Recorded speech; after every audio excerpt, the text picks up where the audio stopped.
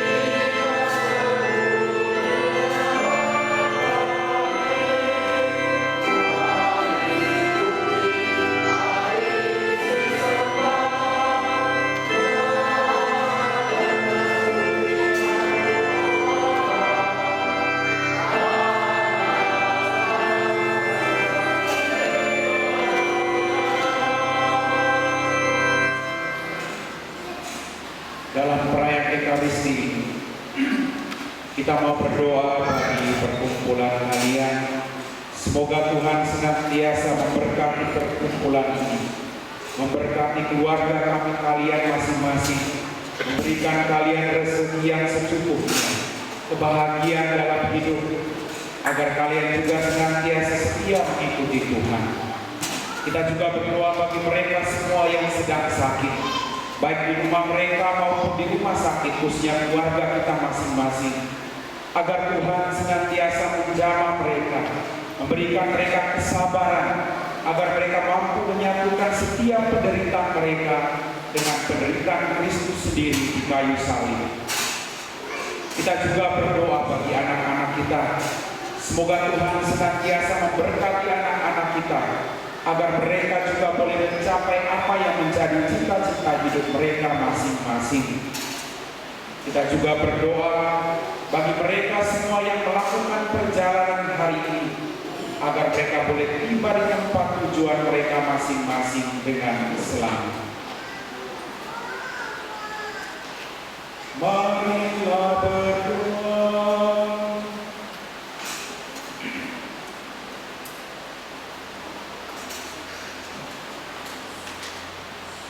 Allah Bapa yang Maha Kasih, Engkau telah mengutus Putra untuk mengampuni dosa-dosa kami. Semoga sabda pengampunannya menggerakkan kami untuk melakukan pertobatan sejati dengan lebih banyak lagi berbuat kasih kepada sesama kami. Sebab Dialah Tuhan dan pengantara kami yang hidup bersama Engkau dalam persekutuan dengan Roh Kudus, Allah sepanjang segala masa. Kita dengarkan sabda Tuhan.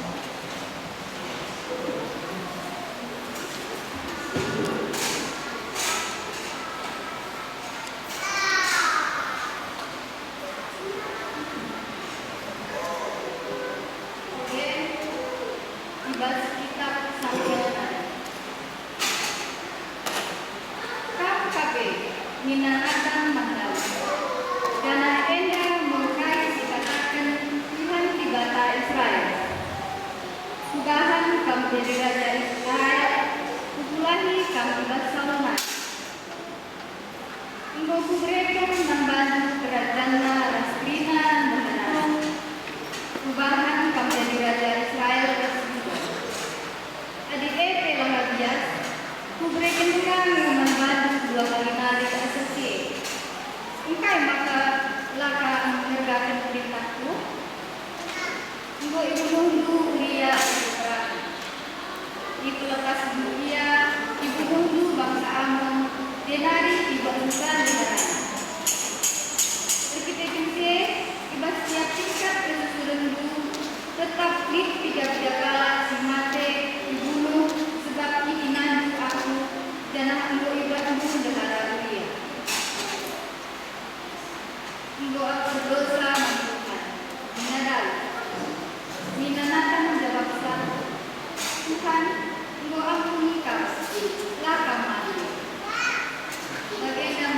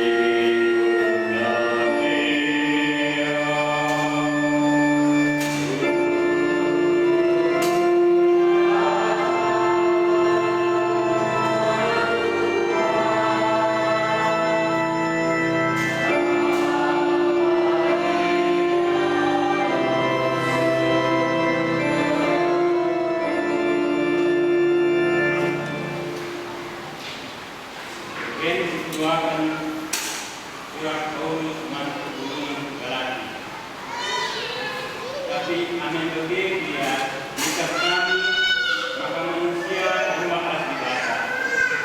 Arab perkinitekan Yesus Kristus mencari. Telah Arab dalamkan undang-undang. Kami botek man Kristus Yesus telah ia diperkembangkan kami di bata Arab perkinitekan man Kristus. Dan lalu Arab dalamkan undang-undang. Sebab lalu skala diperkembangkan di bata Arab dalamkan undang-undang. Andai undang-undang aku situguna mati dan sitik pe kuasa undang-undang dami aku semangabati aku belum guna juga aku dulu ikapun ras Kristus kayu bersedah dan naik aku singelu tapi Kristus tak singelu diwakil aku kegeluh nunggu segundari waktu ini enda kegeluhkan kementekan Kristen man anak ibadah. Singkelang aku dengan mendeskan dirina man guna. Latih dengan akan biasa ibadah. Di skala jelma pasti rumah ibadah arah dalam undang-undang. Jeda tina maka sia-sia kematian Kristus dia. Beda dengan kata sebut ibadah mengganti.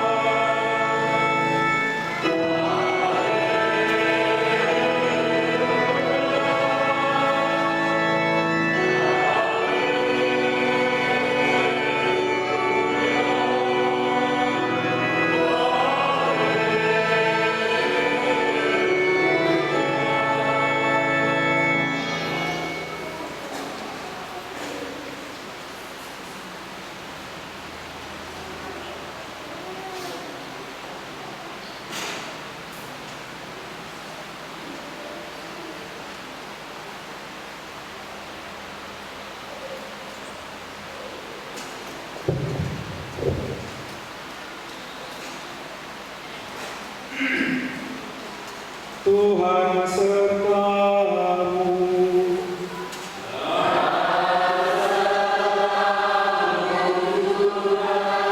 Inilah Injil Yesus Kristus menurut Santo Lukas.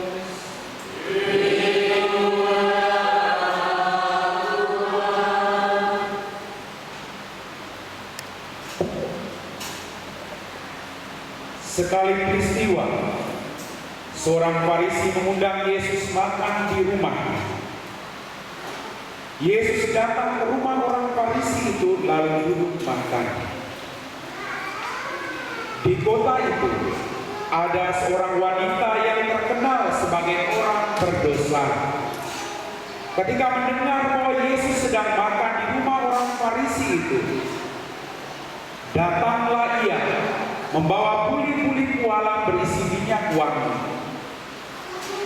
Sambil menangis, ia berdiri di belakang Yesus dekat kakinya, lalu membasahi kaki Yesus dengan air matanya dan menyeka dengan rambutnya. Kemudian ia mencium kaki Yesus dan meminyakinya dengan minyak wangi itu. Ketika orang Farisi yang mengundang Yesus melihat hal itu, ia berkata dalam hati, jika dia tahu Nabi, jika dia itu Nabi, mestinya dia tahu siapa dan orang apakah wanita yang menjamahnya itu. Mestinya ia tahu bahwa wanita itu adalah orang berdosa.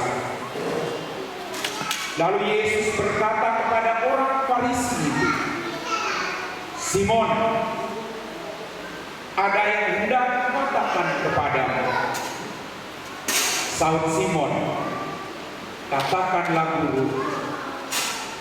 Ada dua orang yang berutang kepada seorang pelepas uang. Yang seorang berutang 500 dinar dan yang lain 50. Karena mereka tidak sanggup membayar, maka kedua orang itu hendak dicampakkan ke dalam penjara.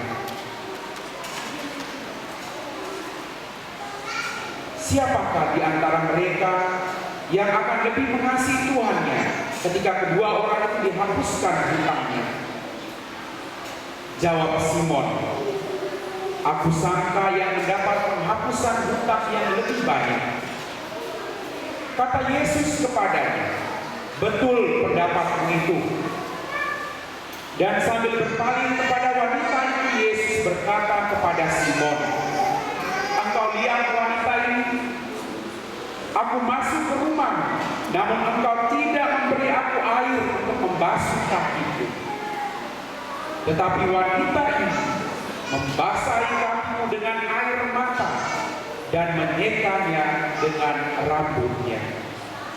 Engkau tidak mencium aku, tetapi sejak aku masuk, ia tiada henti-hentinya mencium kakiku.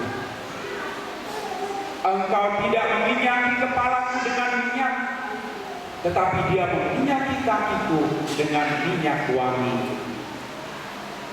Sebab itu, aku berkata kepadanya, dosanya yang banyak itu telah diampuni, sebab ia telah banyak berbuat kasih.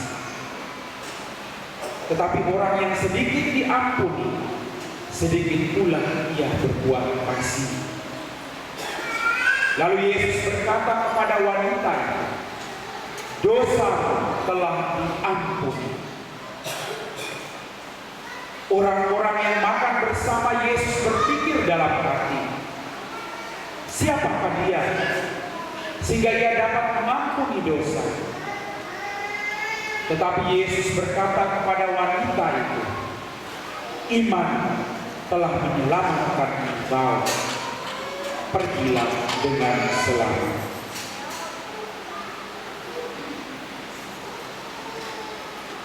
Berbahagia kita yang mendengarkan sabda Tuhan dan tekun melaksanakannya.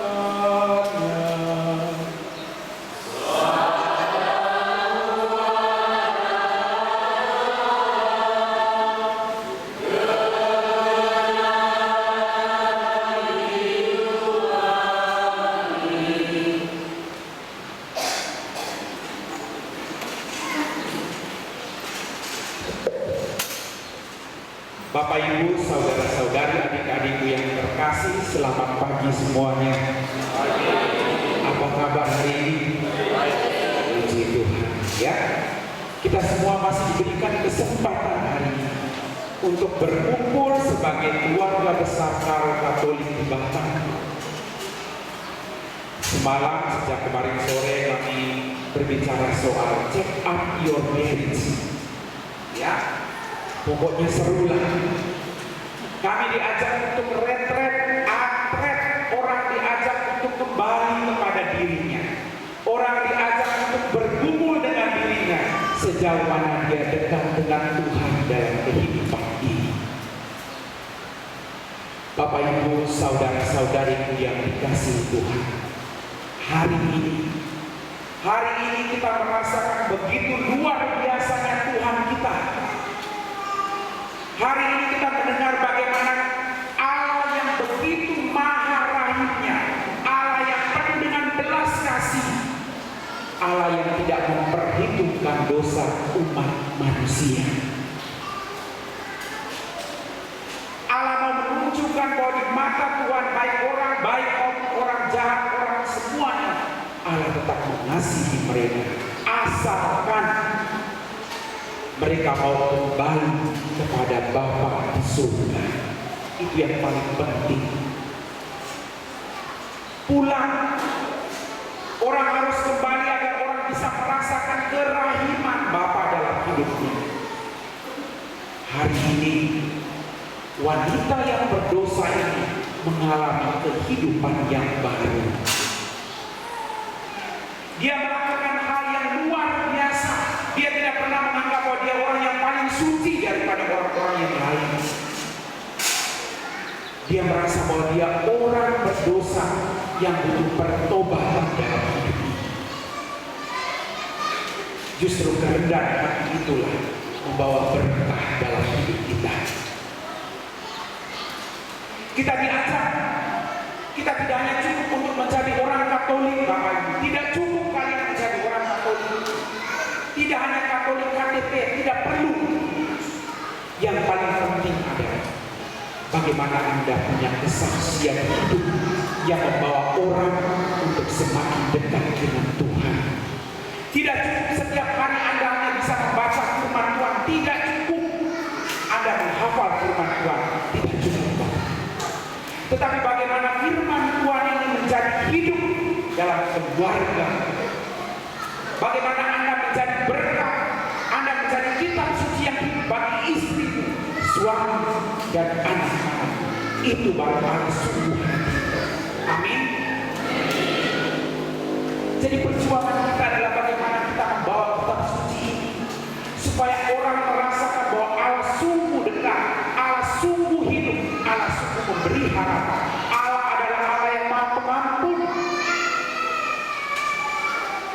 Ingat kemarin semalam saya sudah bilang kan, hari ini kita dengar Tuhan memberikan pengampunan yang luar biasa. Sampai berapa kali Tuhan, aku harus mengampuni suami atau istri itu? Atau sampai berapa kali aku harus mengampuni anak-anak itu? 7 kali ya Tuhan. Tidak demikian.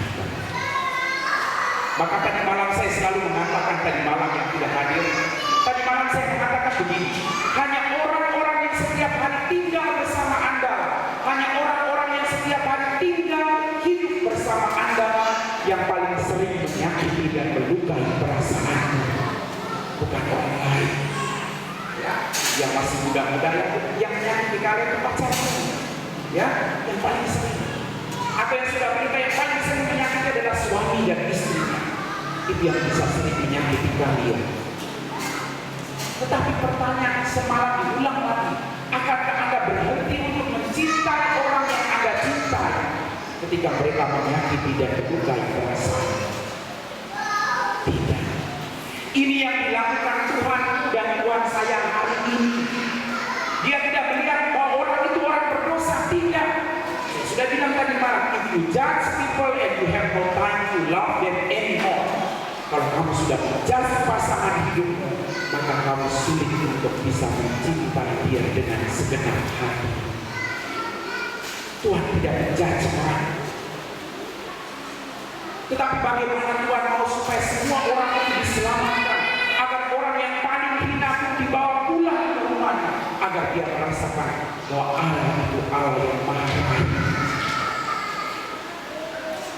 Maka sekali lagi Bapak, Anda sudah hidup dalam keluarga, sudahkah Anda memberikan yang terbaik bagi pasangan hidup?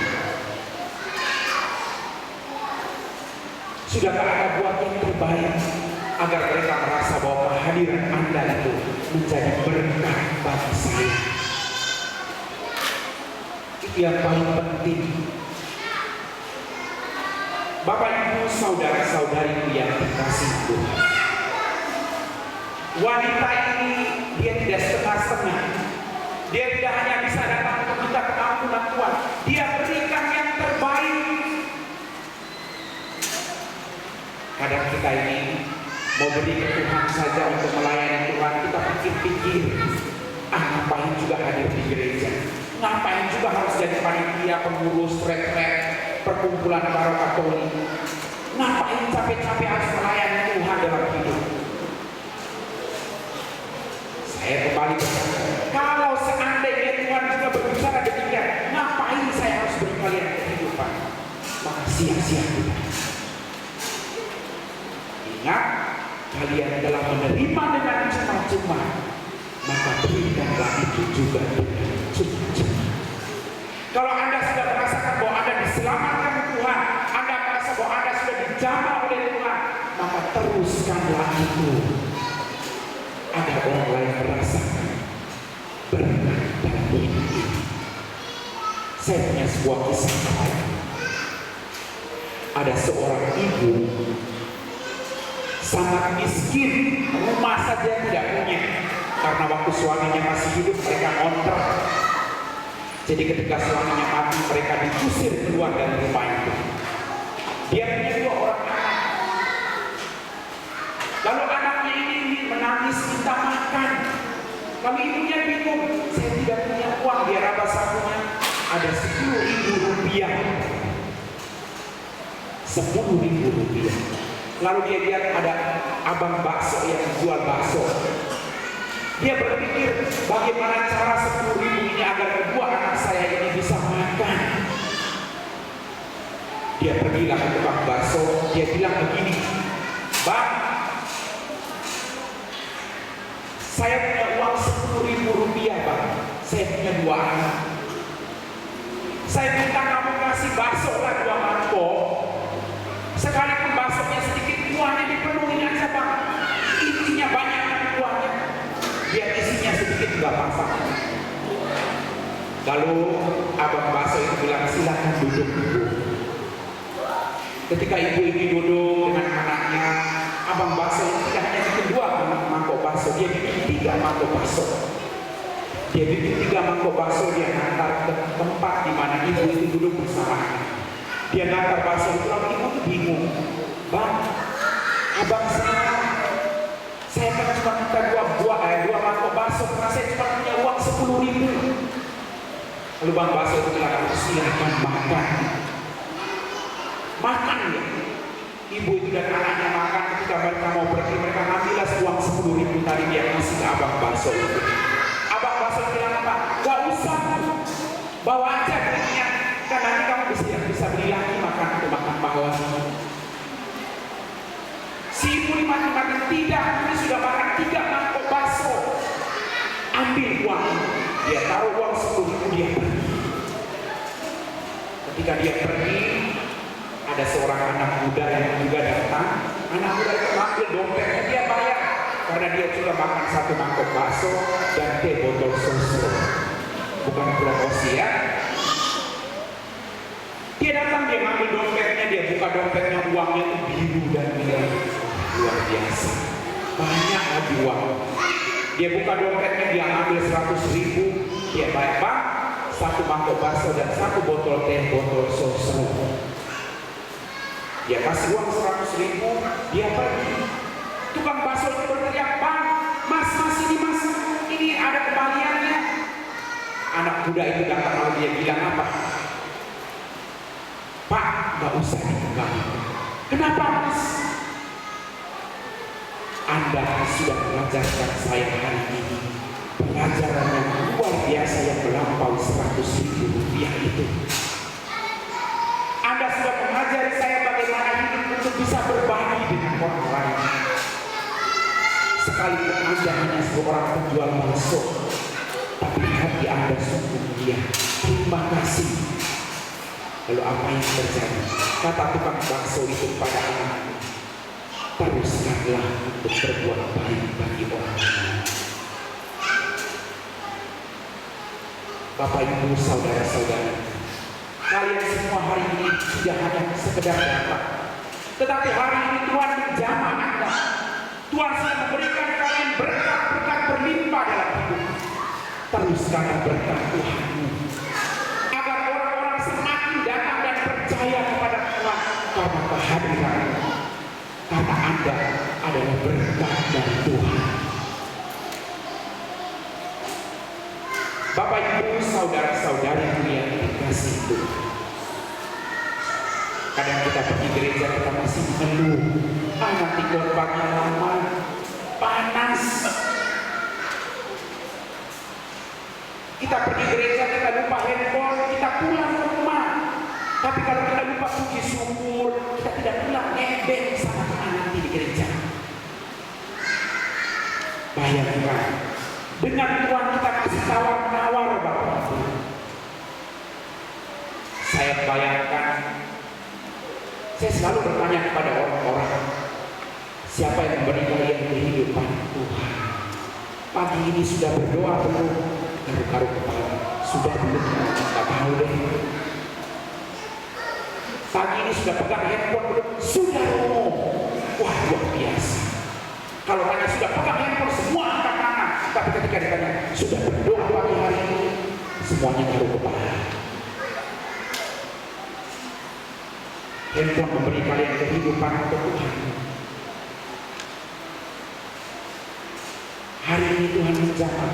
Hari ini wanita ini mengajarkan kepada saya dan Anda bahwa berikanlah yang terbaik yang kamu miliki untuk Tuhan. Dia tidak memperhitungkan dengan minyak wangi yang begitu mahal, tetapi dia dengan ikhlas. Dia tahu bahwa pengampunan Tuhan itu harganya mahal. Tuhan memberikan itu dengan cuma-cuma, maka dia harus memberikan yang terbaik untuk Tuhan. Bapak Ibu, saudara-saudariku yang dikasihi Tuhan, kalian termasuk dalam keluarga besar Karo Katolik. Kalian pernah tahu, saya juga pernah tahu dari Florence ya. Sudah jelas wajah saya imut-imut, ya. Tahu imut-imut, hitam putlah. Kita semua ini merantau, tapi Tuhan ada bersama kita.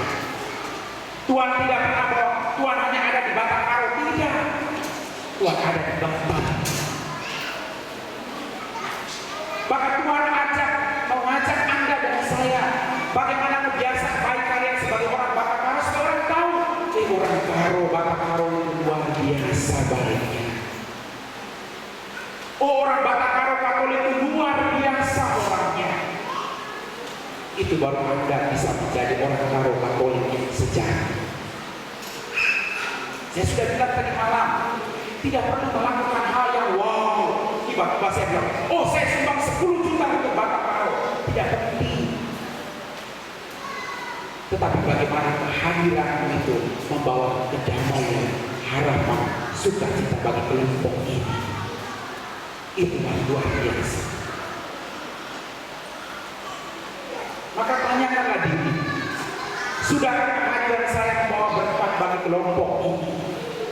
Bapak Ibu, kita ini kan satu keluarga kalian ini. Kalian yang berkumpul itu ada tujuannya. Puji Tuhan bahwa ada perkumpulan ini supaya apa? Ketika kamu susah, kamu tahu mau pulang kemana di Batang ini. Bukan pulang ke sana, ke Karo sana, kayak ini mahal pesawat. Lalu naik bus lagi jauh lagi, saya sudah pernah pergi. Ya. Tapi ketika kalian berkumpul semacam ini, ketika kalian mengalami kesulitan, kalian tahu kemana saya harus pergi. Saya punya rumah di Batam ini. Saya punya keluarga besar di Batam. Maka marilah eratkan persaudaraan kalian. Jangan tunggu pesta baru datang. Suka duka kalian bersama Bapak. Kumpul bersama, berbagi bersama, nyanyi bersama, supaya tadi berkat Tuhan kita bagikan bagi orang lain. Bapak Ibu, saudara-saudariku yang dikasihi Tuhan, menutup permenungan ini jangan banyak-banyak. Saya punya cerita lagi ya. Saya suka bercerita. Saya harus berdiri berjalan ya. ada seorang suami, dia punya 3 orang istri. Luar biasa ya. Dia orang karo dia ini. Ya, dia punya 3 orang istri karena dia orang kaya. Pada suatu hari Tuhan bilang begini, hai orang kaya karo, malam ini kamu mati. Janganlah Tuhan. Ya, saya tidak mau mati lah, saya punya istri 3. Saya gak apa-apa istri 3, pokoknya kamu mati sekarang. Tuhan, kalau begitu izinkan saya untuk merayu ketiga istri saya. Siapa yang mau mati bersama-sama dengan saya? Oh, silakan rayu saja istri. Dia pergilah ke istri yang ketiga. Tahu apa istri ketiga? Paling muda, paling cantik, paling seksi, diberi kecupan paling banyak, dipeluk paling banyak, dicium paling banyak, karena istri muda. Ya, dia datang ke istri mudanya, dia bilang apa? Sayang, nanti malam saya mati loh. Mau kau mati bersama-sama dengan saya? Di luar dugaan orang karo kaya ini. Istrinya jawab apa? Loh, mati kok ngajak-ngajak, mati sendiri loh. Gak usah ngajak saya. Sedihlah hati orang kaya ini. Istri yang diberi uang paling banyak, perhatian paling banyak, kecupan paling banyak, yang paling cantik, yang paling seksi. Di ujung kematian yang hanya bisa berkata-kata kasar, mati saja sendiri. Tidak ada pilihan lain, dia menangis. Kalau apa yang dia buat? Dia pergilah ke istri yang kedua. Dia pergi ke istri yang kedua, dia bilang sama saya, nanti malam saya mati. Maukah engkau mati bersama-sama dengan saya? Jawaban istri yang kedua ini lebih sopan. Jawabnya begini, oke bang, nanti saya antar abang sampai di liang kubur, abang pergi sendiri, adik pulang bang. Ya, aduh sedih lagi hati orang kaya ini. Kok gak ada orang yang mau masih bersama saya? Tidak ada pilihan lagi, terpaksa dia harus pergi ke istri yang pertama. Istri yang pertama sudah tua, pipinya sudah penyot, muka sudah keriput, rambut sudah putih, gigi tinggal 1 sebagai tanda-tanda jarang dibelai, jablay, ya. Jarang diberi perhatian, jarang dipuji. Dia datanglah, tidak ada pilihan. Dia datang ngomong ke istri yang pertama, sayang, oh tunggu mau mati baru dia bilang sayang, ya. Sayang, nanti malam saya mati. Maukah engkau mati bersama-sama dengan saya? Di luar dugaan orang kaya ini, istri yang jarang diberi perhatian, jarang dipuji, jawabnya begini, sampai kapanpun, sampai dimanapun, sampai di dalam liang kubur sekalipun, saya akan setia dan hidup. So sweet bukan? Baik Bapak Ibu, kisahnya berhenti di situ, ya. Saya cuma mau mengatakan begini kepada Anda. Anda tahu siapa istri yang pertama, yang ketiga kan? Istri yang ketiga, istri ini ada dalam diri Anda semua dan saya. Ketiga istri ini setiap hari tinggal bersama dengan kita, ada dalam diri kita. Siapa? Kalau istri yang ketiga tadi, yang paling cantik, yang paling muda, yang paling seksi, diberi uang paling banyak, diberi perhatian paling banyak, siapa? Dalam hidupmu siapa?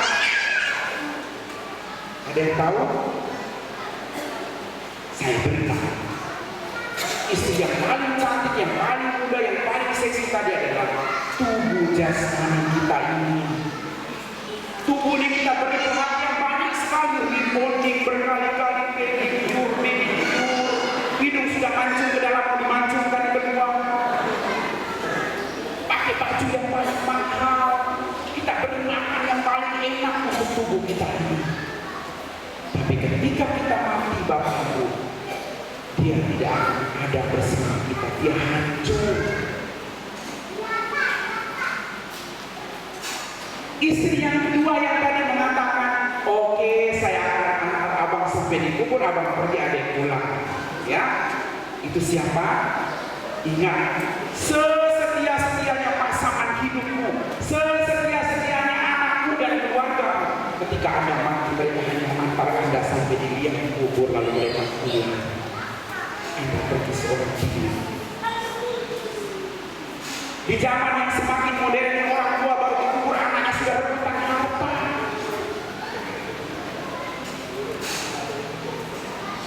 Lalu istri yang pertama yang mengatakan tadi, sampai kapanpun, sampai dimanapun, sampai di dalam liang kubur menghadap Tuhan sekalipun, saya akan bersama-sama dengan engkau. Siapa itu?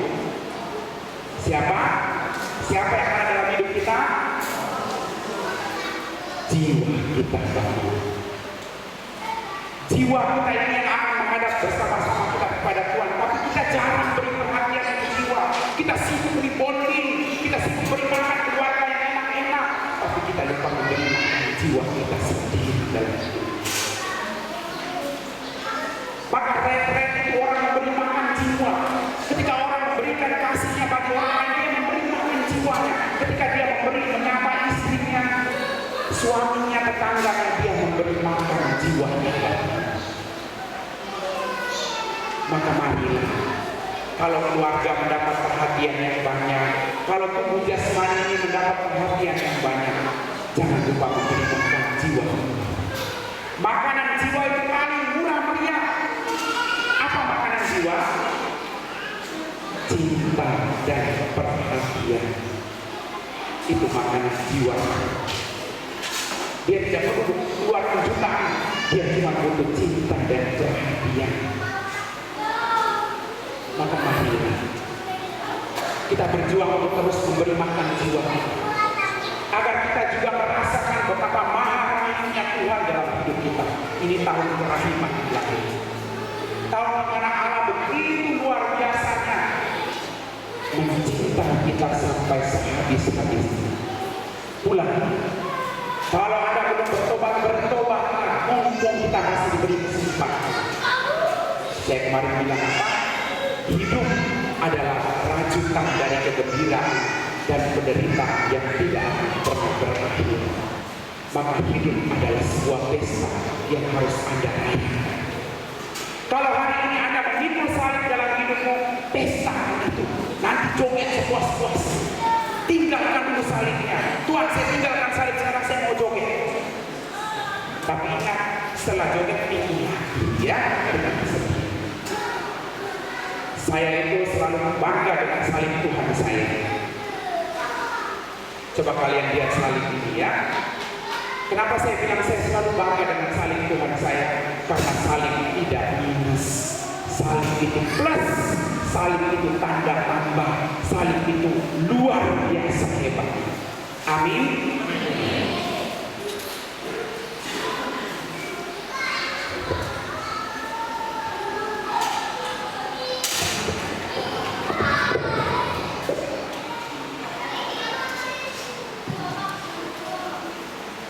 Bapak Ibu saudara-saudari yang terkasih, kita lanjutkan dengan acara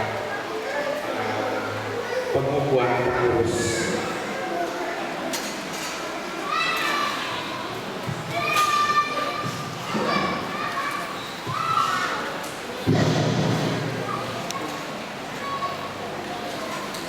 Kedua kita kelas acara pengukuhan pengurus Katolik Paroki Santo Herminitas Santo Petrus dilakukan di Bangkalan Selasa tanggal 40 Desember.